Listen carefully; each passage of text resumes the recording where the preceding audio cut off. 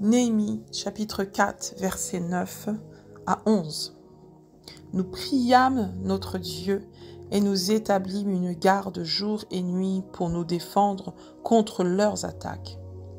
Cependant, Juda disait, « Les forces manquent à ceux qui portent les fardeaux et les décombres sont considérables.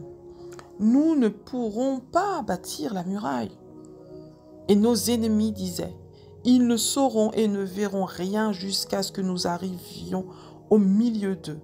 Nous les tuerons et nous ferons ainsi cesser l'ouvrage. » Alors ici, on voit Néhémie qui a eu à cœur, guidé et inspiré par l'Esprit de Dieu, de rebâtir, reconstruire la muraille de Jérusalem. Et il se mit à l'œuvre avec ses compatriotes pour rebâtir. Mais là, on voit qu'il y a eu de l'opposition, c'est-à-dire qu'il y a eu déjà du découragement parmi ceux qui bâtissaient parce qu'ils voyaient que les décombres étaient considérables, donc la muraille était dans un état déplorable et ils étaient découragés. Est-ce que nous allons pouvoir réussir? Par où commencer? Comment faire? Est-ce que c'est possible? Donc tous ces remises en question, le doute commençait à les envahir et c'était vraiment compliqué. Et en plus de ça, il y a eu de l'opposition de leurs ennemis qui commencèrent à les décourager et à même vouloir les tuer complètement pour arrêter l'ouvrage, arrêter ce projet. Vraiment, c'était une situation compliquée.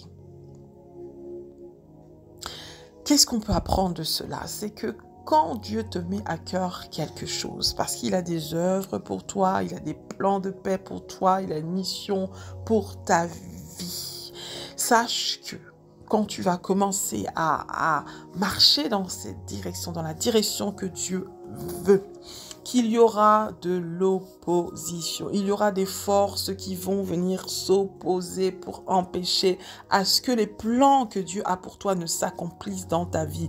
Des forces qui vont chercher à contrecarrer tes projets. Sache que il y aura ces forces-là qui s'opposeront. C'est inévitable.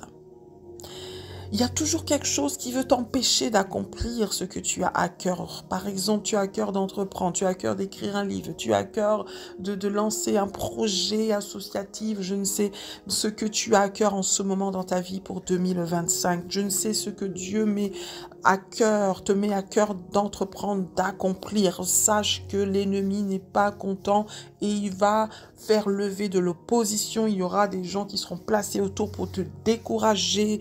Il y aura des langues qui s'élèveront pour vraiment te critiquer de part et d'autre. Attends-toi à ça. Attends-toi à ça. Mais quelle va être ta réaction? Comment vas-tu réagir par rapport à ça? Est-ce que tu vas te laisser décourager? Est-ce que tu vas te laisser terroriser? Est-ce que tu vas laisser la peur, la remise en question, le doute t'envahir? Ou est-ce qu'au contraire, tu vas prendre position contre ces voix, contre ces forces qui cherchent à t'empêcher d'accomplir ce que tu as à cœur d'accomplir pour la gloire de Dieu?